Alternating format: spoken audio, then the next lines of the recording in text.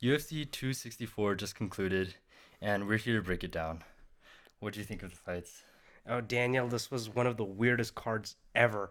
Do you want to go top down or what? Do you want to start from the Uh, first fight of the night? well, I'm feeling it from the first fight. I mean, not first fight, the main event. All right. I I'm So, very sad right now. wait. Okay. So first, Poirier versus McGregor. How do you feel right now? I feel sad because there's no closure. Like, I think it would have been better if he got knocked out or something, but instead he just got injured. Although I think most likely Poirier would have won, but still, anything can happen, like Charles Oliveira said. Yeah, anything can happen, but let's look at this fight, right? Connor started out swinging his kicks, spinning kicks, yada yada, all that stuff. But here's what happened in actuality. Dustin Poirier closed the distance, and there was nothing Connor could do to make that happen. All of Connor's advantages useless against Poirier. And when Poirier got in, he was destroying him. That could have been a ref stoppage right now at the end of that fight. It could have been a ref stoppage. The only reason Herb Dean didn't intervene like he did earlier in the card is because this was a big name card. He would never be able to live it down. But Mm-hmm. no, Poirier would have won if anyone else was. If this was a fight between any other people in any other context, not a big pay per view fight, Poirier would have won. Doctor stoppage. I think this settles it. Poirier is the best. Diamonds are unbreakable. It's not McGregor fast. It's not McGregor sleep. It's McGregor broke. Well, And I'm excited for mm, this because goodbye, Connor. Let's have a new era in the UFC. One without Clown or McGregor. do you not have nostalgia about old Connor though? I That mean, I'm old not gonna Connor was, wait. Old oh Connor. my god, All right. amazing. His line. I'd like to apologize to absolutely nobody, and then he gets a second belt. Yeah, Iconic. Love it. that was like the best moment in the UFC in my eyes. I agree. Holy shit. Time to move on. It's just really sad, like, man, you'd want a better ending for I make a a career out of legend. not pitying clowns. I'm not gonna end it now. I do agree. He was acting. It was kind of sad also because he was acting very salty and still throwing insults. I wish he would have just like stopped after he Yeah, no, he lost. sounded like a whiny little kid. Yeah, It was like a no. salty girlfriend, salty Look, I ex think girlfriend. Connor could have bounced back had he carried himself a bit better. I haven't watched the post-fight interviews or anything yet. hmm If he carries himself well after this, he can bounce back. If not, well, goodbye, Conor McGregor. Yeah, he did carry himself really well after the second fight, right? Yeah, he But did. he I had really completely respect. switched energies for this fight, and it's kind of hard to imagine him, being genuine in in his like defeat speech. I mean, look. Here's the thing. Not once, but twice, he got KO'd by Jolie McGregor's wife. He's not going anywhere, and he's dug his own grave, and now he has to sleep in it. That's true. I saw a tweet. It was like Connor said Dustin's gonna leave in a stretcher, and then it showed a picture of Connor leaving in a stretcher. Yeah, I saw the same one. Yeah, this Jesus. is this is what happens. Connor had a lot of energy coming to the fight. He looked a lot better than the second fight with Poirier, but hmm still wasn't enough. All those shots that he thought would take Poirier down, Poirier just ate them, closed the distance, made short work of Connor. I actually kind of understand Connor's psychology. So in the second fight, he was preparing for the boxing fight, and he seemed more calm, right? He was like, "Okay, I'm just." He sort of felt like he was guaranteed to win. He was so Hmm. confident, just playing around in the beginning, not very excited. And then after he got beat, he realized the pressure was on him, and in desperation, he kind of went frantic. I felt that's sort of the energy he gave. Even when he shot for the guillotine, I Yeah, sort that of guillotine felt was. like Connor was a little desperate Yeah, to that like guillotine show was off the desperate. world. Yeah. Yeah, I got that. hmm But here's the thing, right? What could Connor have done against Poirier? They're now much bigger than when they first fought. Poirier can tank the hits. Connor doesn't have the KO power at lightweight that he does at featherweight. I think that's safe to say. hmm And on top of that, all of his tools about the mental warfare, the misdirection, the karate stance, they're fun gimmicks. Once when someone gets over that, they're over it.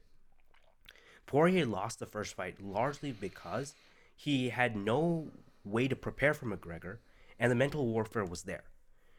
You have complete preparation against McGregor now, time to study him, spending time with him in the octagon, and now you've nullified the mental warfare. McGregor looked pitiful, like a child lashing out the whole fight week. That's a And good way to describe it. Yeah, and child and, lashing out. and Poirier is just chilling it. He's like, I'm a dad. I know how to deal with temper tantrums Hmm. from toddlers. And that's what it showed in this fight. When I made the prediction, I didn't see Connor in the press conference, but after the press conference, I was like, I feel like Connor, he's feeling the pressure. Even in the behind the scenes footage, Yeah. he looked very, nervous. He wasn't like playing around like he usually was. He was just pacing around, doing really bad spinning back kicks. Yeah. Yeah. See, Also, another thing I mhm. noticed was that I think Connor, especially after the Khabib loss, I feel like his ego kind of got destroyed a little bit.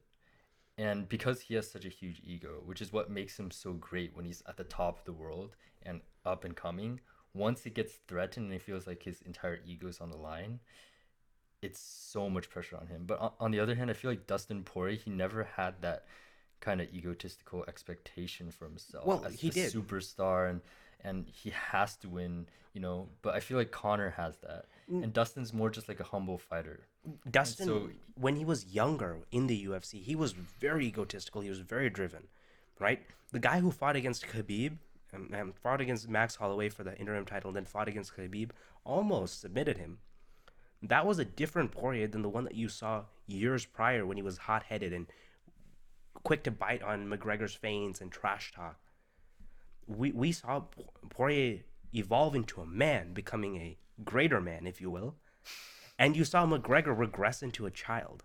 This was quite literally a king schooling a clown.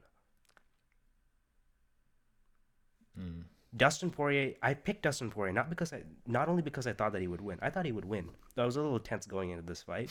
I picked Poirier because he's the one who should win. He's a better example for as a man, as an athlete, and as a fighter.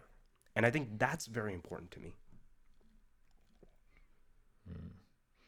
Dustin Poirier is my king. He's gonna go face off against Charles Oliveira, and that's gonna be a banger. Either of them wins, I'm happy. Connor, he's going to maybe get Michael Chandler. Oof. Maybe. I don't know. He might just retire. He might do the trilogy fight with Nate Diaz. They both are coming off of two losses back to back. Yeah, I don't know. I feel like Connor doesn't really have much to gain.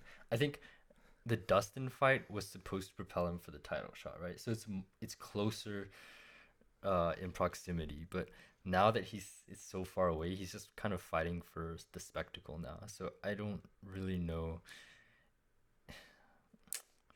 unless he really loves fighting.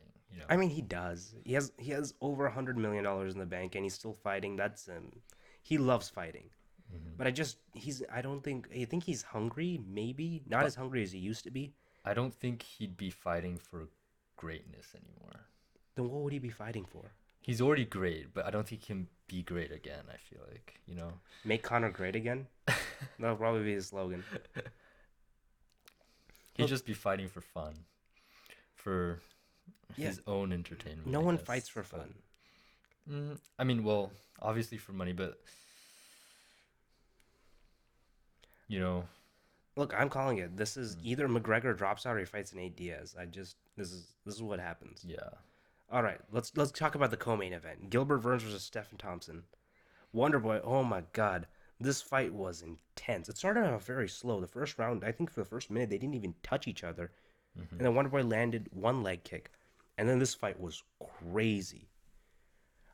I don't know about you, but this is how I scored it: 10-9 first round, Burns. 10-9 second round, Burns. Third round, I got it 10-8. I know you disagreed with me, and the judges definitely disagreed with me. They made Hmm. it 29-28. I think they Yeah. gave Thompson the second round. And I mean, I don't know how. Look, Wonderboy was great on his feet. He was striking Burns from different angles. The problem is he couldn't keep Burns away. And once when Burns got him to the ground, he was just ground and pounding him. Hmm. Burns got half the takedowns. He went for six, I believe, and then he got three, one in each round. Hmm. And he was launching significant strikes once when he got Thompson down. And towards the end of it, if the fight would have gone any longer, it would have been a stoppage. Now, I do think Burns landed some illegal shots, but I don't think anyone cared to enforce that. Yeah, because it was the very end. It didn't really Yeah, affect anything. and it just seems like Thompson was great. Burns did a very good job with his wrestling, making sure that Thompson couldn't do a lot of damage to him. Hmm. You originally predicted that Thompson would head kick Burns. That happened. Yeah, It just that didn't so do anything. close. No, he got It was actually kind of crazy because Gilbert blocked it like this, but it went around the guard. Like this is like a very strong defense, but it went behind the ear. Yeah. I was Spinning heel kick. not only thinking about the back hook kick, but also the roundhouse kick that he got towards the end of the second round. Oh yeah. Yeah, I mean he was landing so many head kicks. Gilbert Burns just ate it. Hmm. So Yeah. I I thought was his chin would be suspect after getting knocked out like this year, right? Was it this year? yes Yes.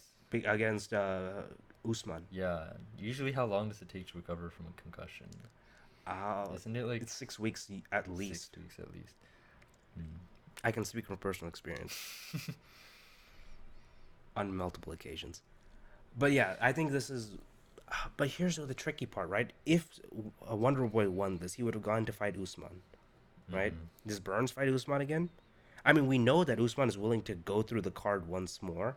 What do you think the next fight is going to be? Is it going to be Usman versus Burns or Usman versus Covington?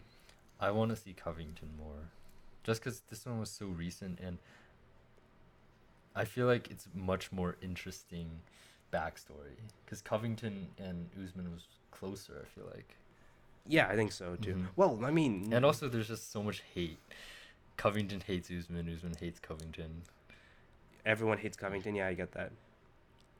I'm more interested in that fight. Okay. I think Gilbert is in the queue. So like he doesn't I don't think he has to fight again to fight Mhm. for the title, but he's behind maybe Leon Edwards. I'm not sure. I don't. I think he's Is in he front behind of Leon? I think he's in front of Leon Edwards. See, this is the problem I with think the after welterweight. Covington is Gilbert Burns. No. Actually, this is how I rank it. Right, Leon Edwards first.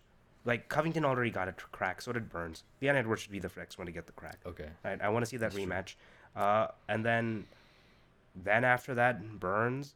Then after that maybe Covington. Then maybe Then Burns. Burns, But I don't yeah. know. It's complicated. Hmm. Also sad about this because I really wanted to see Thompson fight Yeah, again. I liked both of these guys. Yeah. I was gonna be happy or sad no matter what. Hmm. But the heavyweights, oh boy, that made me happy. Greg Hardy Yeah. is a piece of shit, domestic abuser, terrible guy. I don't know if he has gotten better now, but he has a bad track record. Tai Tuivasa, oh my god, this was an amazing fight. All right, Daniel, why don't you tell the audience the spectacle that it was? So basically, Greg Hardy rocked Tai Tuivasa with the right hand, and then right as about right as Greg Hardy was about to finish Tai Tuivasa threw a super strong left hand and caught him at the eye and knocked him out. Cold. Yes. Yeah. Well, not completely cold, but stunned him, dropped him to the ground, and then with the Yeah, preceding true. strikes knocked him out.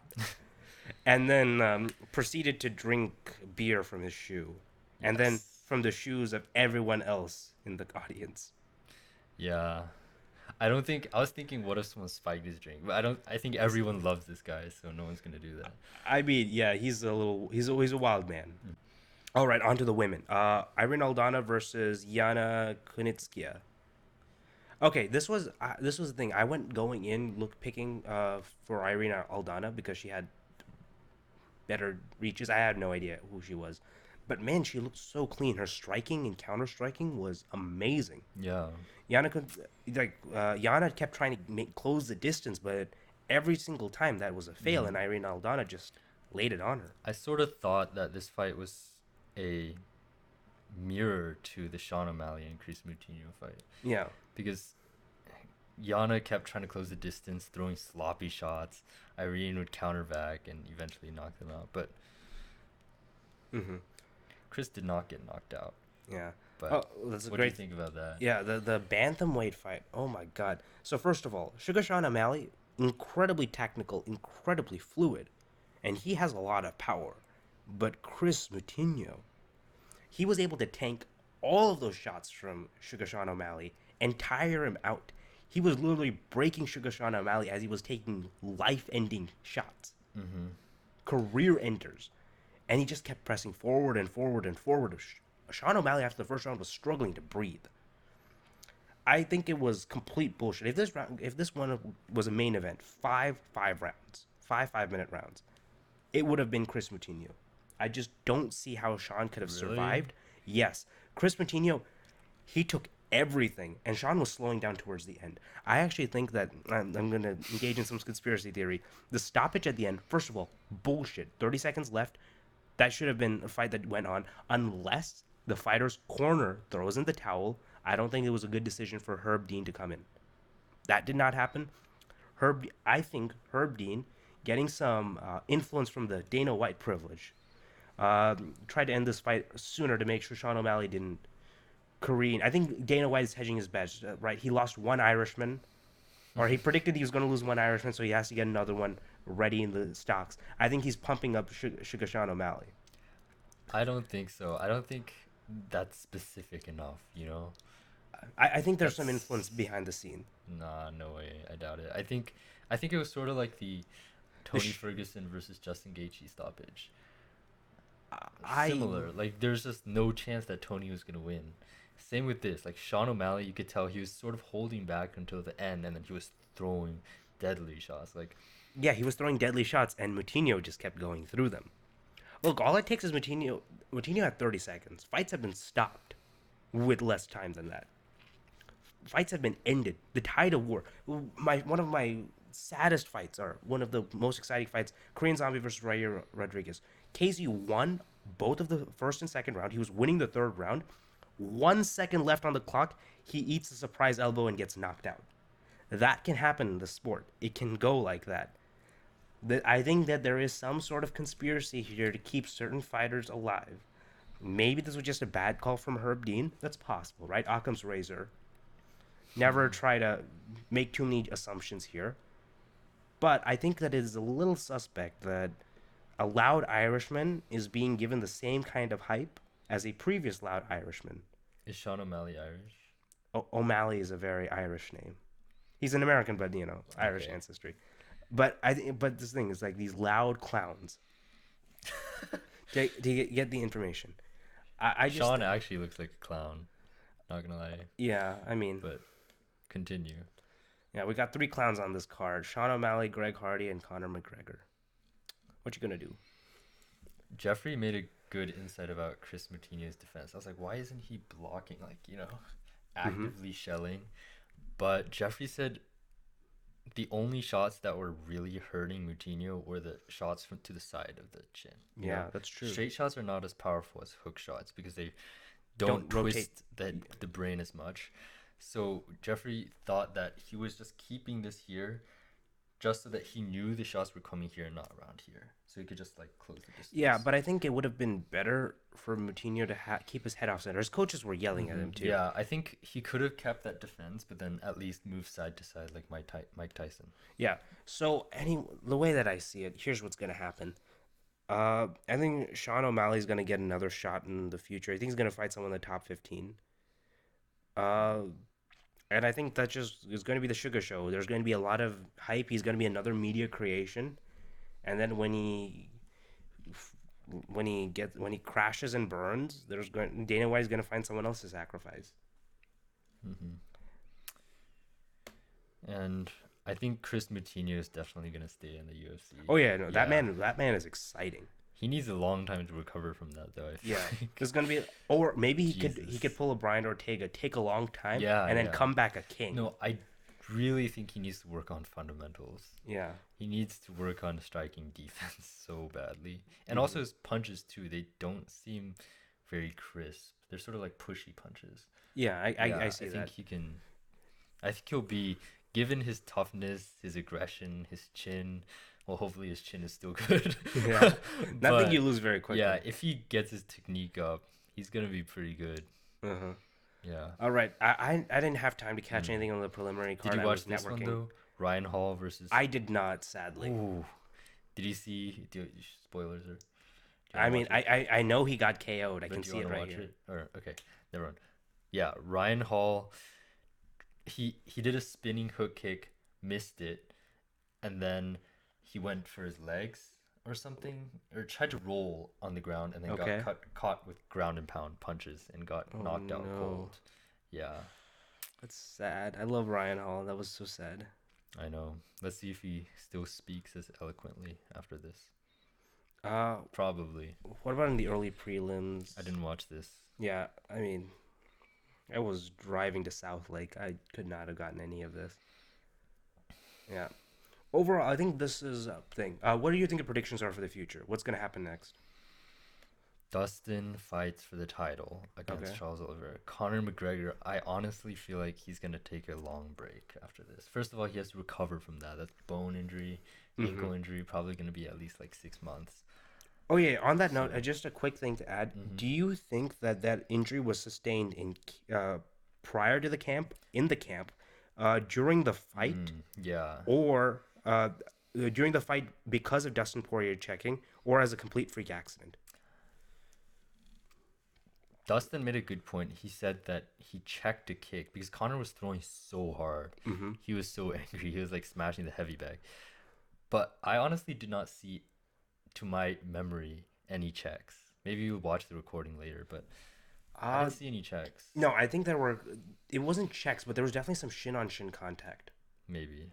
I think that might have been what caused the fracture, and then the wrong, the force in the wrong angle, that might have been what hmm ends it. Also, if it was an ankle sprain, like he dislocated his ankle, I wouldn't be that surprised because when I was kicking your heavy bag downstairs, like one time, I sort of sprained my ankle just by kicking the bag so hard that my ankle like separated a little bit from my Fuck. leg. Yeah, it kind Okay, of hurt I've further. been kicking the heavy bag a lot. I've never hmm had that issue, Well, and I kick I harder think than it's you. possible that Conor McGregor injured his leg that way. In But the if it fight was or in the camp? Do you think um this injury is something he came into the fight with, or do you think this is something that happened in the fight? Because that's okay, where I I'm think it's interested. probably in the fight. Okay, yeah, I'm leaning towards. hmm I think it was the shin on shin contact that happened at least Oh, halfway through what the first if round. when he kicked it, he sort of um or at least kind of damaged the muscle around his like the tibialis, which is on top of your shin. Mm-hmm. And then that caused a little weakness in his ability to lift up his foot. So then when he stepped, it collapsed. And that's what Mm. caused the But then, entire injury. even if the muscle was weak, that couldn't cause that much injury to the bone, right? No, the muscle, if it's weak, it prevent no, no.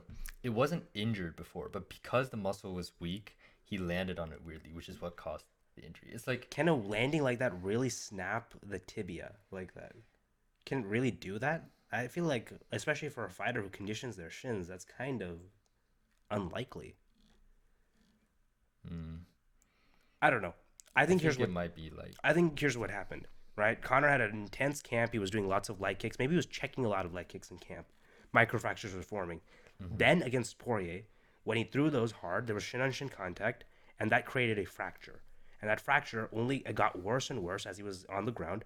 When he stood back up, he was probably feeling some pain or whatever. And then he breaks it with a misstep, and that's what happens. I think that's the most likely scenario. Because here's the thing: these kinds of freak injuries, they're usually there's like a pattern, there's a history before them. Most athletes go into fights injured. So if that's the case, I think he might have been carrying some injuries from camp that just got worse in the fight. Maybe. The reason why I mentioned that muscle Mm-hmm. hypothesis was because in BJJ one time I was body triangling someone so hard Mm-hmm. that when I stood up I had drop feet. I couldn't lift my leg. Just because um I feel like that's just soreness, right?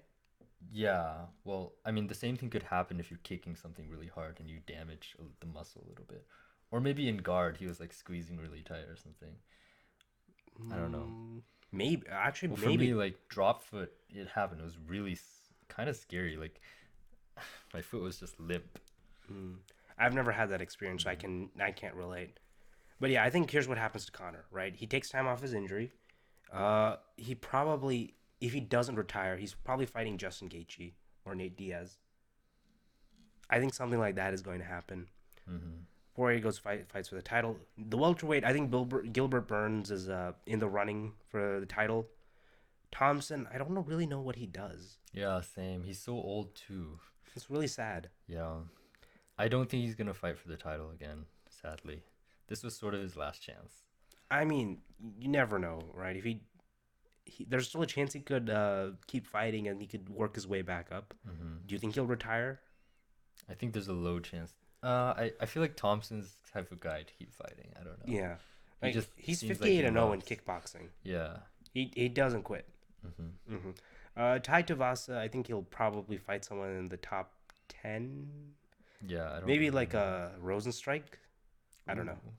That'd be a cool fight to see. Irene Aldana, she didn't immediately go after Amanda Nunes, so she probably fight someone. Maybe there's a rematch with Holly Holm, and that'll be a cool thing to show. Yeah.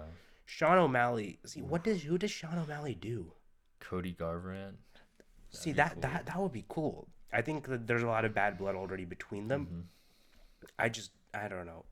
I think there needs to be some sort of time. There needs to be time. I think is Garbrandt still cleared back in the USADA pool? I don't know.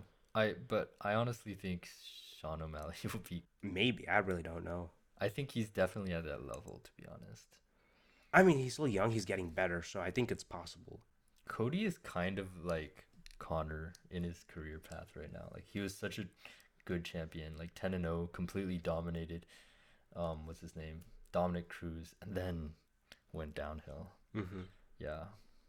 Yeah, that happens. Anyway, All right, I think that covers our breakdown for UFC 264. Do you have anything else to add? nope. No, all right. Please like, comment, and subscribe. Please share this with your friends. As we gain traction, we're trying to hop onto that algorithm. We'll be producing high-quality content breakdowns for all the UFC cards, MMA events, and our own dialectic episodes.